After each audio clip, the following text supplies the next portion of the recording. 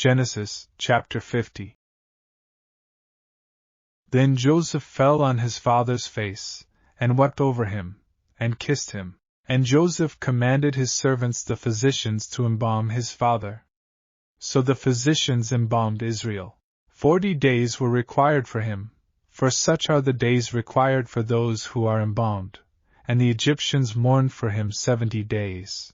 And when the days of his mourning were past, Joseph spoke to the household of Pharaoh, saying, If now I have found favor in your eyes, please speak in the hearing of Pharaoh, saying, My father made me swear, saying, Behold, I am dying. In my grave which I dug for myself in the land of Canaan, there you shall bury me. Now therefore, please let me go up and bury my father, and I will come back. And Pharaoh said, Go up and bury your father, as he made you swear. So Joseph went up to bury his father, and with him went up all the servants of Pharaoh, the elders of his house, and all the elders of the land of Egypt, as well as all the house of Joseph, his brothers, and his father's house. Only their little ones, their flocks, and their herds they left in the land of Goshen. And there went up with him both chariots and horsemen, and it was a very great gathering. Then they came to the threshing floor of Atad, which is beyond the Jordan, and they mourned there with a great and very solemn lamentation. He observed 7 days of mourning for his father, and when the inhabitants of the land, the Canaanites, saw the mourning at the threshing floor of Atad, they said, This is a deep mourning of the Egyptians. Therefore its name was called Abel Mizraim, which is beyond the Jordan. So his sons did for him just as he had commanded them. For his sons carried him to the land of Canaan, and buried him in the cave of the field of Machpelah, before Mamre, which Abraham bought with the field from Ephron the Hittite as property for a burial place.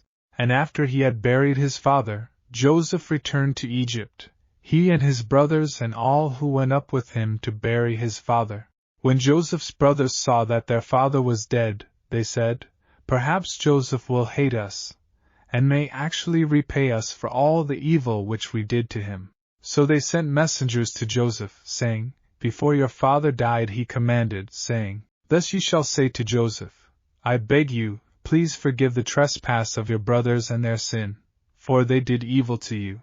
Now please forgive the trespass of the servants of the God of your father. And Joseph wept when they spoke to him. Then his brothers also went and fell down before his face, and they said, Behold, we are your servants. Joseph said to them, Do not be afraid, for am I in the place of God? But as for you, you meant evil against me, but God meant it for good, in order to bring it about as it is this day, to save many people alive. Now therefore, do not be afraid. I will provide for you and your little ones. And he comforted them, and spoke kindly to them. So Joseph dwelt in Egypt, he and his father's household.